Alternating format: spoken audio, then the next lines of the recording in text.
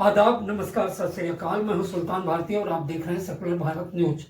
दोस्तों, secular Bharat news पर अक्सर आप समाचारों के अलावा कभी कभी समाज और सियासत से संबंधित एक विशेष हस्ती का साक्षात्कार भी देखते हैं, जिसे हम बौछार के नाम से नजर में लाते हैं। आपके बौछार मतलब वो सवालों का बौछार झेलता है, जो उसके संघर्ष, उसकी जिंदगी, उसके विवाद, उसकी उपलब्धियों से संबंधित होते हैं।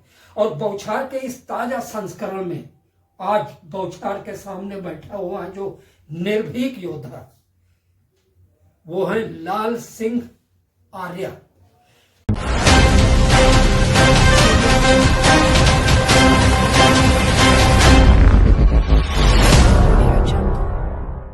चाहता हूं, जो कुछ सुनने को मिला आपके बारे में वो ये कि 17 साल की उम्र में आप समाज सेवा की तरफ उन्मुख हो गए। ये उम्र तो पढ़ने की कम, खेलने की ज्यादा होती है। आखिर ये टर्निंग पॉइंट कैसे है आपकी जिंदगी में? 7 साल की उम्र से ही मुझे संघ के माध्यम से समाज सेवा का एक संकल्प, एक व्रत मिला था।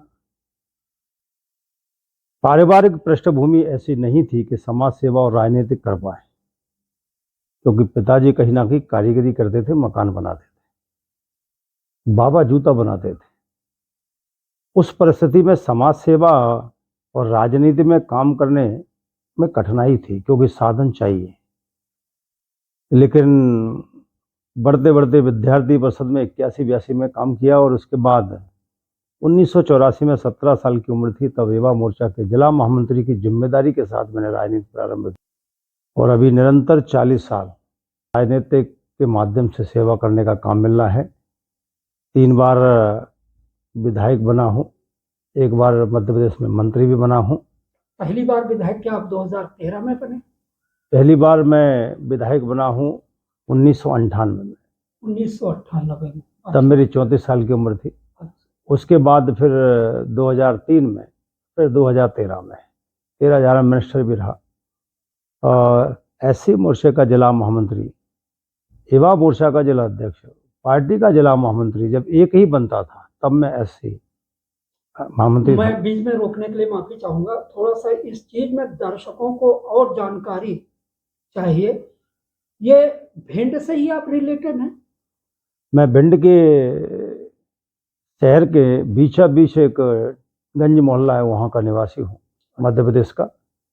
पिताजी भी और बाबा जी का जन्म भी उसी क्षेत्र में हुआ जहाँ से मैं आता हूँ। के बारे में ये चीज कहा जाता है कि प्रतीक्षा लिस्ट सेवा की बड़ी लंबी होती है, उसके बाद जाके तब कहीं फल मिलता है। लेकिन उस हिसाब से तो आपको बुढ़ापे का मुंह ही नहीं देखना पड़ा। क्या कहेंगे? संघ के हमारे पूज्य सरसंघचालक जी कहते हैं, संघ देने के लिए है, लेने के लिए नहीं। और इसलिए संघ में जो आना चाहता है वो इस भाव से आए कि हमें मिलेगा कुछ नहीं, हमको समाज के लिए देना पड़ेगा। बहुत बड़ी बात कह दी आर्य साहब। एक चीज और जानूंगा, भिंड जहां तक मेरी मान्यता है वो देश के उन 3 प्रदेशों से है जो चंबल की परछाई से प्रभावित है। भिंड भी डकैतों का इलाका है, तो समाज सेवा में कभी आपका आमना सामना इस तरह का हुआ कि नहीं? चंबल डकैतों का क्षेत्र नहीं है।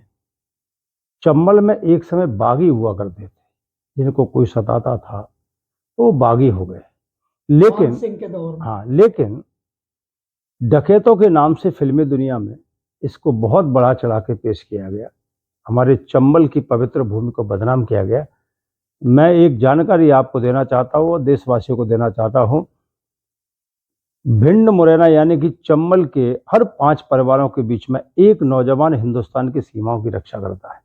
ये वहाँ का उज्जवल भविष्य। वहाँ आईएएस निकले, आईपीएस निकले, कवि निकले हैं, शायर निकले हैं, काजी जैसे शायर निकले हैं। लेकिन फिल्म इंडस्ट्री ने और आज एक भी पंजीबद्ध डकैत उसमें नहीं है। जो शिवराज सिंह चौहान मुख्यमंत्री के समय सभी या तो समाप्त किए या मजबूरन उनको सरेंडर करना पड़ा है। अब शांति का टापू है चंबल भारतीय जनता पार्टी की सरकार के समय। चलिए, हम आपके जीवन यात्रा पर दोबारा लौट के आते हैं। विधायक होने के बाद में क्या कभी लोकसभा का इलेक्शन फाइट करने के लिए भी आपने प्रयास किया टिकट का? अब मुझे लगा है मुझे भारतीय जनता पार्टी में कभी टिकट मांगने की आवश्यकता ही नहीं पड़ी। मैं ईश्वर को साक्षी मान के कहता हूँ, मुझे पार्टी ने आगे बढ़ के खुद टिकट दिए हैं और यहाँ तक पहुँचा हूँ। ये राष्ट्रीय दायित्व के लिए भी मैं किसी चौराहे पे किसी अन्य जगह मिलने के लिए कि मुझे कुछ बनाइए, पार्टी ने खुद ही सिलेक्शन किया। हो सकता है मैंने जब भी कोई काम मिला है एक मजदूर की तरह, एक सैनिक की तरह, एक चौकीदार की तरह पार्टी की निष्ठाओं से बनकर संकल्प लेकर काम को आगे बढ़ाने का काम किया है। मेरी दिशा सीधी है वैचारिक, और इसलिए मैं भटकता नहीं हूँ। मैं एक चीज जानना चाहता हूँ, बहुत कम उम्र से समाज सेवा का अनुभव में आए, फिर सियासत का अनुभव लिया, उसके बाद में कभी आपको ऐसा महसूस हुआ कि वो दौर ज्यादा बेहतर था समाज सेवा वाला या सियासत में? मुझे लगता है साधन विहीन समाज सेवा बहुत स्लो होती है, क्या बात। और जब हमारे हाथ में साधन होते हैं तो समाज सेवा की गति तेज होती है। इसको मैं इस प्रकार से भी कह सकता हूं कि नरेंद्र मोदी जी जब कार्यकर्ता थे तब उन्होंने काम कितना किया होगा। आज प्रधानमंत्री हैं तो हिंदुस्तान के गरीब लोगों के लिए भी पहली बार योजनाएं बना रहे हैं। सबका साथ सबका विकास के मंत्र के साथ देश 1947 में आज़ाद हुआ, लेकिन 60 साल कांग्रेस की सरकार रही, कभी वो यहाँ पहुँचे ही नहीं पाए कि शौचालय बनाना है। कभी राजनीति में 3 बार विधायक रहे आप, उस दौरान आपके सामने कोई ऐसी चुनौती आई जहां पे आकर ठिठक के सोचने लगे कि मैं यहाँ आके कहाँ फंस गया? स्वाभाविक है, सेवा करने वाले के, प्रशासनिक क्षेत्र में काम करने वाले, राजनीतिक हर क्षेत्र में आप जब बढ़ते हैं तो स्वाभाविक है तूफान टकराते हैं, और उस समय संघर्ष के समय संयम के वृक्ष की तरह खड़े रहें तो फिर विजयश्री भी प्राप्त होती है। एक कालखंड ऐसा आया था जब लोगों ने मुझे झूठे केस में फंसाने की कोशिश की, लेकिन हमने धैर्य रखा। कोर्ट के माध्यम से हम जब सामने पहुंचे तो विजयश्री सत्य को मिली। कोर्ट ने वो केस को क्वैश ही कर दिया कि ये तो राजनीतिक है। इसलिए कभी कभी राजनीति में भी इस प्रकार की चीज़ें आती हैं और उनको बस संयम के साथ फेस करना चाहिए, क्योंकि मैं ऐसा मानता हूं कि सत्य की आखिर विजयी होती है।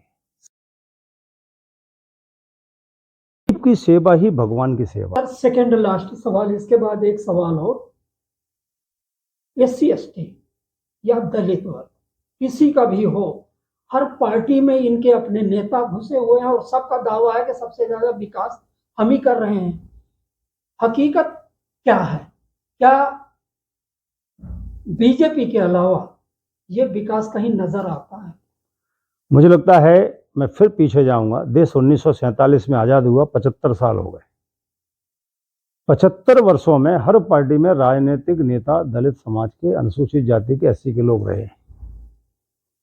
एक पार्टी के पास 60 साल सत्ता रही जिसमें उप मुख्यमंत्री तक गए हैं, मंत्रिमंडल में भी लोग रहे, मुख्यमंत्री और उप मुख्यमंत्री भी रहे हैं, लेकिन ईमानदारी से SC और ST का विकास वो नहीं कर पाए। इसके बावजूद भी लोग उनसे बंधे हुए हैं, क्यों? मुझे इसलिए, महात्मा गांधी ने कहा था अब कांग्रेस आज़ादी के बाद समाप्त कर देना चाहिए, लेकिन नेहरू जी ने सोचा कि कांग्रेस जो आज़ादी में थी वो हमको बना बनाया कार्यकर्ता मिल जाएगा, इसलिए उन्होंने कांग्रेस बना के रखी। जनसंघ हर मतदान केंद्र पर नहीं था, हर गांव में नहीं था, हर व्यक्ति के पास नहीं था, हर बूथ पे कार्यकर्ता नहीं था, इसलिए एक लंबे समय तक कांग्रेस को झूठ बोलने का काम मिला। ये बीजेपी मुस्लिम विरोधी है, ये बीजेपी दलित विरोधी है, ये ठाकुर ब्राह्मण बनियों की पार्टी है, यही अनटचेबिलिटी करती है। यदि हमारा कार्यकर्ता बूथ पर होता तो वो उसका जवाब देता, लेकिन जैसे ही पार्टी सत्ता में आई हमने भी दलित वर्ग के कल्याण और हित के लिए उनसे ज्यादा काम किया। उनके महापुरुष जो अनुसूचित जी ने, महापुरुष माता अंबेडकर जी, रविदास जी, कबीरदास जी, इनके लिए उन्होंने कुछ नहीं किया, एक भी बिल्डिंग का नाम नहीं, एक भी योजना का नाम नहीं। लेकिन नरेंद्र मोदी ने जब पंचतीर्थ बना दिए अंबेडकर जी के, जब भारत रत्न कांग्रेस के समय नहीं मिला, वो भारत रत्न VP सिंह के समय अडवाणी अटल जी के प्रयास से मिला। संसद का तेल चित्र कांग्रेस सरकार में नहीं था, लेकिन वो कहीं ना कहीं VP सिंह के समय लगा। संविधान दिवस नहीं था, देखिए आप दुर्भाग्य, हिंदुस्तान में कॉन्स्टिट्यूशन था, कॉन्स्टिट्यूशन डे नहीं था। लेकिन 2015 से मोदी जी ने कॉन्स्टिट्यूशन डे मनाना प्रारंभ कर दिया और 15 जनपद पर doctor Ambedkar international research centre बना दिया 192 करोड़ का, और 26 अलीपुर रोड जहाँ किराए के मकान में रहते थे उसको डॉक्टर अंबेडकर परिनिर्माण भूमि बना दिया। दलित वर्ग को विश्वास हो गया कि अंबेडकर के बाद अगर दलित वंचित शोषितों का कोई दूसरा मसीहा है तो वो नरेंद्र मोदी। हमारा ऐसा प्रधानमंत्री मिला जिसने 10 करोड़ फर्जी तरीके से सरकार की योजनाओं का लाभ लेने वालों वाला छेद बंद कर दिया है। ऐसा प्रधानमंत्री जिसके नेतृत्व में शक्तिशाली, वैभवशाली, आत्मनिर्भर भारत बनता चला जा रहा है। हर गरीब भी अब सोचने लगा है कि हमारा भी कोई चाहने वाला है, देखने वाला है, और इसलिए इसके कारण से लोगों में विश्वास जो हुआ है मोदी जी और बीजेपी की सरकार तीसरी बार लाने के लिए, मोदी जी आत्मविश्वास के साथ ही नहीं भरे हैं बल्कि हिंदुस्तान की जनता भी विश्वास के साथ भरी है। 400 पार होंगे। मुझे लगता है जिस प्रकार से मध्य प्रदेश में लोग कहते थे कि सरकार नहीं बनेगी, लेकिन हम 163 गए हैं। लोग कहते थे कि राजस्थान में सरकार बॉर्डर पर रहेगी, हम सरकार में बना लिए हैं। लोग कहते हैं कि छत्तीसगढ़ में सरकार बन ही नहीं सकती, लेकिन हम सरकार में हैं। वैसे ही हम कहना चाहते हैं कि केंद्र में भी 450 पौने 500 भी आ जाए तो हो सकता है कम नहीं होगा। तो इस तरह तो विपक्ष खत्म हो जाएगा। और डेमोक्रेसी में क्या विपक्ष को इतने पतली धार पर खड़ा कर देना उचित है? मुझे लगता है कोई भी दल, कोई भी नेता किसी पार्टी को पतली धार पर खड़ा नहीं करता है, उसका चाल, चरित्र, चेहरा उसको खड़ा करता है। चलते चलते सिर्फ संक्षेप में देश के वोटर्स के नाम आप जैसे जागरूक नेता क्या संदेश देना चाहेंगे? मैं हिंदुस्तान के मतदाताओं से एक ही प्रार्थना करना चाहता हूं, देश की आज़ादी के बाद एक नेता ईमानदार हमको मिला है जिसके नेतृत्व में भारत विश्व में एक सम्मान प्राप्त कर रहा है। ऐसा भारत खड़ा कर दिया है जहां विदेशी भी आशा भरी टकटकी निगाहों से भारत को देखते हैं। एक ऐसा भारत खड़ा कर दिया है जहां खुशहाली है, जहां विकास आसमान छू रहा है। हम सबको मिलकर एक बार फिर से नरेंद्र मोदी जी को प्रधानमंत्री बनाकर हिंदुस्तान को विकसित देश बनाने के लिए अपने संकल्प की आहुति और प्रयास और उनको समर्थन करने के लिए घर से निकलने की जरूरत क्या है।